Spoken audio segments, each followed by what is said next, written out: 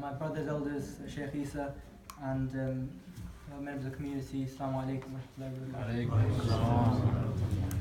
Today, on the occasion of Hazrat Qasim's martyrdom, I have written a piece of poetry that details the process by which Hazrat Qasim sought permission to go on the battlefield.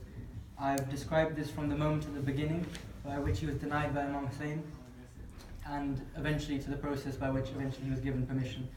And this being he was only able to seek this permission when Imam Hussain was able to read the letter from Imam Hassan in the locket of Hazrat Qasim.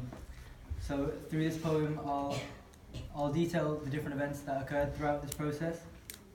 And Hazrat Qasim asks permission each time, using the wasila of one of the most powerful concepts he could ask from, this being his mother's tears. Hazrat Qasim exclaims, "Mother, can I take your tears as permission? Mother, can I take your tears as permission? I'll catch them in cloth and raise it as my flag. Even if I do fall, I'll make sure it won't drag like Abbas holds his. I'll proudly hold up this rag. If Uncle Hussain won't let me fulfill my ambition, can I take your tears to him as permission? For all my sobbing and all my wailing only seems to make my uncle hold tighter. For all my sobbing and all my wailing only seems to make my uncle hold tighter. I'd plead more and attempt to persuade, only seemed to make my uncle's face whiter. He'd stutter to say, "Oh Qasim, son of my brother, do you think I did not love Hassan? You are accountable to me, but I am accountable to your mother. In such heavy metal, who would let out her son? For Qasim, we have no such armor for a body so young. For Qasim, we have no such armor for a body so young. For we'll see my nephew's own and Muhammad and my 6-month-old son walk in with no protection and to the same fate succumb. You truly are my treasure, all I can remember of Hassan. Since birth I've been your protector, but today mine you have become. Oh Qasim, stay with your mother and the women of the tent. For protecting me is second, defending their hijab is your duty. Stay with them and give them nothing to see in these lands but beauty. For Qasim, you must stay here." I listened to my uncle. I listened and returned dejected, telling my mother how my wish was rejected. For one master of the youth of paradise does not wish that I meet the other so soon. For one master of the youth of paradise does not wish that I meet the other so soon. As I enter, and my beloved mother sees my condition. As I enter the tent and my beloved mother sees my condition, I plead to her once more, "Can I use your tears as permission?" My mother sees my state and wails. My mother sees my state and does nothing but wail as she points to my amulet that my father gave to me. But she trembles as she stands and she grips tighter her veil. I ask her in confusion if there's something she can foresee. Through her tremors and her tears she speaks. "Oh Qasim, if Hussain permits you that you go to fight, pray for us.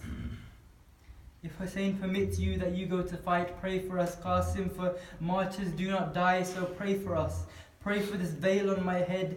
Pray we remain covered until when we are dead, for as a martyr you will be alive even in death, so pray for my hijab until my last breath." I take my mother's leave and go towards my uncle. I take my mother's leave and go towards my uncle, leaving a trail of tears and my unfinished childhood behind. My uncle sends his blessings to me and I return them. He reads what was held in my locket. Imam Hussain reads what was held in my locket and requires no further convincing. He swears to it by the Lord of the moon and the sun, for he read it in the voice of my father, and opposite him is the face of Hassan. He reads what was in my locket and requires no further convincing, for he swears to it by the Lord of the moon and the sun, for he read it in the voice of my father, and in front of him was the face of Hassan. My auntie Zainab enters.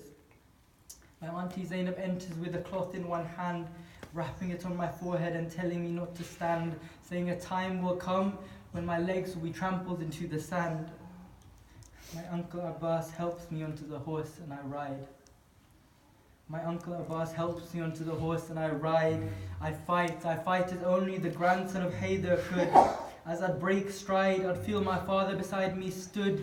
I fought, we fought, and I'd defeat all that came, distributing justice to all that sought my name. But a single blow and I was left. I was left as Zainab had foresaw.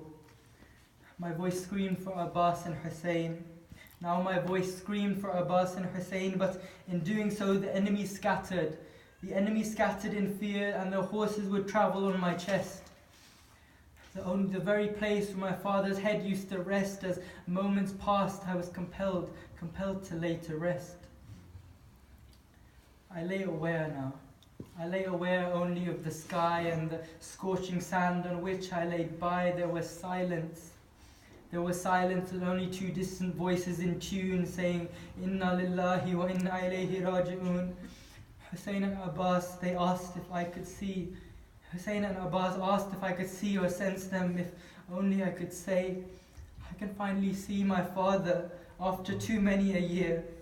I can finally see my father after too many a year. The harmonious melodies of heaven I can hear. I can smell the aroma of my great-grandfather's scent, and I can feel the perfect creation that God truly meant, but all I can taste was a taste sweeter than honey. I'd pray for my mother now. Now I pray for my mother. Pray that she joins me in the abode of true peace. Pray that her hijab remains on in one piece. Pray that if in my life I had ever done wrong, they were justly treated, and with my father I can belong. If I'm ever questioned why through heaven's gate to gain admission, mother, can I take your tears there as permission? Mother, can I take your tears there as permission? Alhamdulillah, Muhammad salawat.